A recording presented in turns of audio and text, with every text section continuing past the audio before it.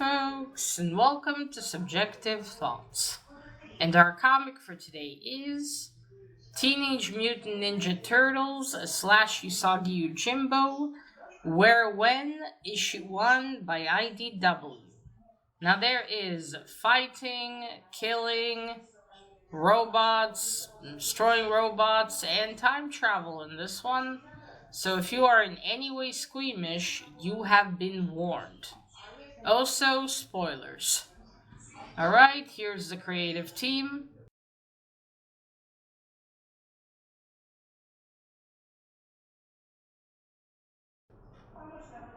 Out of here, I know Stan Sake.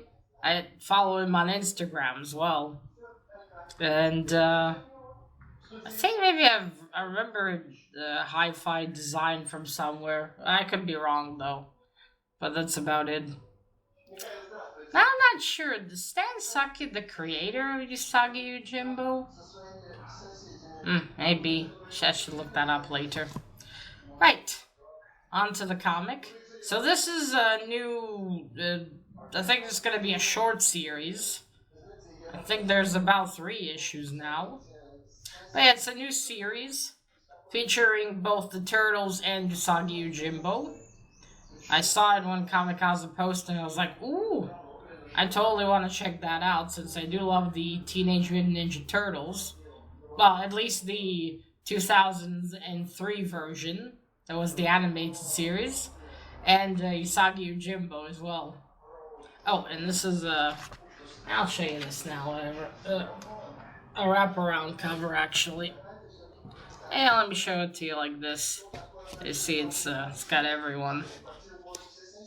There we go. Oops, sorry. So that's the whole cover there. It's very cool. Okay. Alright, so the story begins where in Japan, in the past. It did say it was the feudal period, I think. Yes, anyway, we have Usagi Yojimbo, and he's joining a campaign of some lord to defeat another lord. I'll leave his lord's name here, so I don't remember it already. Not that I would be able to pronounce it anyway. So yeah, he's going, he has his, all the people. They're going, and they're, now they have, a friend of Usagi suggested they stop and rest after all the travel. I'll show you. It's this one here. This lady. And now when I got the comic, I saw this, I was like, holy shit, that looks exactly like Usagi almost. So these, I think, are his family members. This one calls him uncle, and not uncle, sorry, what am I saying? Cousin. He or she calls Usagi cousin. So I think they might all be related, but I'm not sure how. So yes, she, forgot her name, but never mind. She suggested they stop at outside of a village. And as they're setting up camp, a few villagers, peasants, approach Usagi, since he is a samurai, and they beg him for help. A kappa has been at the river and has been drowning their people for weeks. Drowning a few people a week, and they're begging Usagi to help. Now, Usagi tells them that they don't have time for this. They have to leave to defeat this other lord. But they again beg him, and he tells them that he'll see what he can do. So he goes into where the lord is with everyone else. They're planning their attack on this other lord. He's been taking over things, and they're there to fight him. They're contemplating going through this narrow route, but like one of them mentions, this is a perfect place for an ambush. So they decided they'll send a small number of people through the main route as a decoy, and then the rest of the larger army will go through this tiny valley. I think that was the plan. So that then they wouldn't ambush them. So that the plan is set. Usagi interrupts and asks their lord if they can, if he can go and help these villagers, not villagers, peasants. And now, of course, his lord tells him we don't have time for this. But he says, please, you've been drowning them for weeks. His lord relents and says, all right, but you can only do it until sundown, because we must leave early the next morning. So Usagi goes with his cousin. I believe this is a lady, actually, because they're both dressed the same. She and this one. So I think that might also be a woman. And this one, and he join Usagi. They all go with him. They find actually the same peasant who begged them to help. He's going to be their guide down to the river. But they're about to go. So Usagi has a.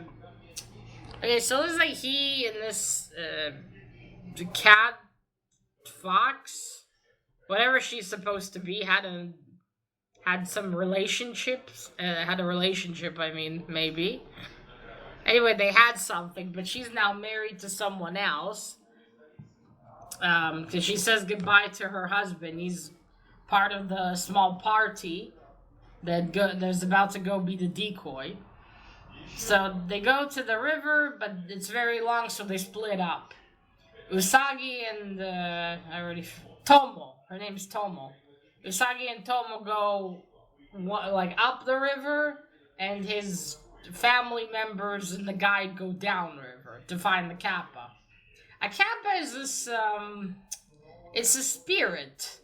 As the Japanese spirit. It usually is supposed to be a playful spirit, like pull pranks, but sometimes it is murderous, from what I remember from the Witcher manga. So as they're walking, looking for the kappa, Usagi and Tomo, she comments about another general of theirs and how he's happy with his wife.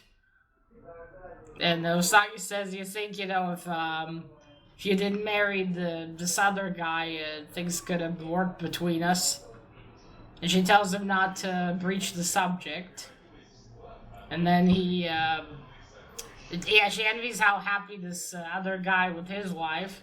And he says, is there no happiness in your marriage? And she looks shocked. But then they see the kappa. It jumps on them. They fight him and they manage to kill him. So that's it. And they say, okay, now we will go back down and tell my family members that we got him. We go to their family members. They don't seem to find the kappa. And as their guide mentions, he's not really seen this, down the river path. So they're like, okay, let's go. They feel that it's a shame they couldn't get to kill one. And then suddenly there's a flash they see, and we see all three of them looking shocked. But then we move on, and we're suddenly in the future. We see the street. We're in San Francisco. Where are the Teenage Mutant Ninja Turtles from again? Were they stationed in San Francisco? I don't remember. Anyway, we see the turtles. They got some information, and they're going to this, I suppose, warehouse to find someone. Donatello asks Leonardo if he's sure that this is the place, if he's really there, and he says if the information is correct, then yes, he's there. They are looking for a doctor, an evil doctor called WhereWhen. I don't remember this character. I remember another scientist from the animated show, but he wasn't evil. So I guess it's not the same one. And I think he had a different name too. But yes, he came back to the past because he wants to take over the world. And he's going to do that by doing it from the past. So they jump from the window in the ceiling, jump down, and they Well, they ambush him. Not exactly. He expected them. And then there's an army of robots that he sends to attack them. But even though there's a lot of robots, they still manage to destroy them. I guess they're not built from the strongest materials, perhaps. So as they're fighting, Dr. WhereWhen's like curses. They defeat all of them. They're about to get to him. Did they say doctor? Or professor? Anyway, WhereWhen, quite the name, isn't it? They tried to stop him. He wants to go even further to the past because they are interrupting with his plan, obviously. So, he's about to go into the time traveling chamber, but Ralph, he throws one of his I forgot what the weapon's name is, and it makes the chamber door stuck. But it doesn't matter. WhereWhen has his wrist device, so he presses it and it's too late. He's gone back to the past. And they're like, now what? Mikey's like, oh, well, let's leave it. He's someone else's problem. But then Leo tells him, Mikey, he's gonna go back into the past. He's gonna change things. And it dawns on Mikey, oh shit, we might not be born. Yes. So, Donatello, as always, goes and starts tinkering with buttons. The coordinates where WhereWhen sent himself are still in the machine. So of course, he's a genius. He quickly does his thing, and the machine is all set. He takes out Ralph's weapon from the door, and that's it. They all go in. But Mikey's a bit further from the door for some reason. And there's like 6 seconds before the machine turns on. For some reason, Mikey's kind of locked behind. He's looking. He's like, well, what are you looking at, dude? And then they yell to him, come on, Mikey, or you'll be left behind. So he starts running, but then there's a flash. And he turns around to look, and he's like, what? And luckily, Ralph just grabs him, and he's like, get in here. Like, what was that about? They ask him. What didn't you see? He said, I thought I saw, but it's impossible. It was like, I don't know, someone was taking pictures because it was a sound effect of a flash. Or, the effect written.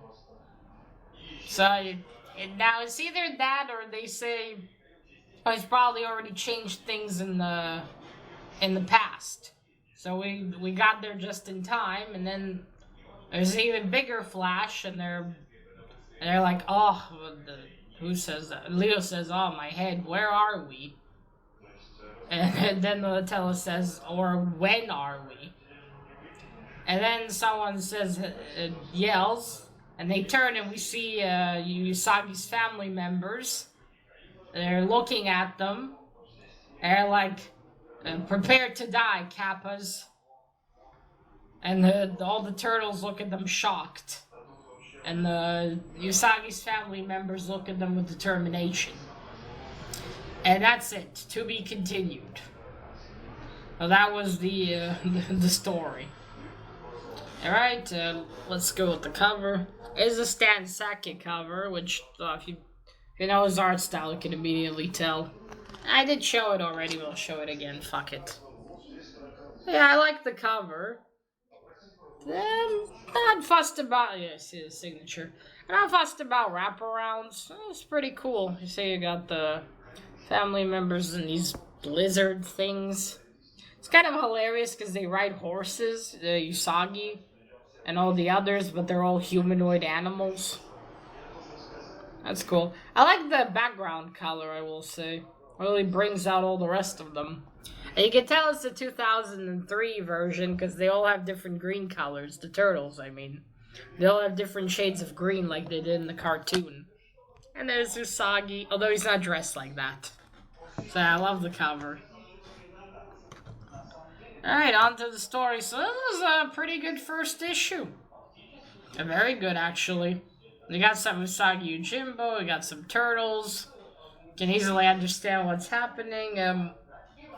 I do have to wonder one thing. I thought they were, because in the series they are from, I believe, different dimensions. There's that one episode. But here, okay, so he sent himself back to the past, so I'm assuming they're all in the same dimension. So, so there were humanoid animals that were roaming around and no one remembers that? I mean, unless he sent himself to the past of a different dimension? I know I'm thinking about this a bit too much, but just, like, no one remembered the humanoid bunny and shit like that in Japan. I don't know. Maybe it's not mentioned that they're bunnies and shit. Never mind. Yeah, that was like the one. Wait, how does that work? But overall, the story was good, very entertaining. You can even read this if you haven't read anything of Usagi, Yojimbo, or the Turtles. Although, granted, maybe it's best you do know who they are, so it'll make some sense. I haven't read the earlier stuff of the Usagi Yojimbo, because there's, omnibuses already. And I've only watched the cartoon with the Turtles. I haven't read any comics.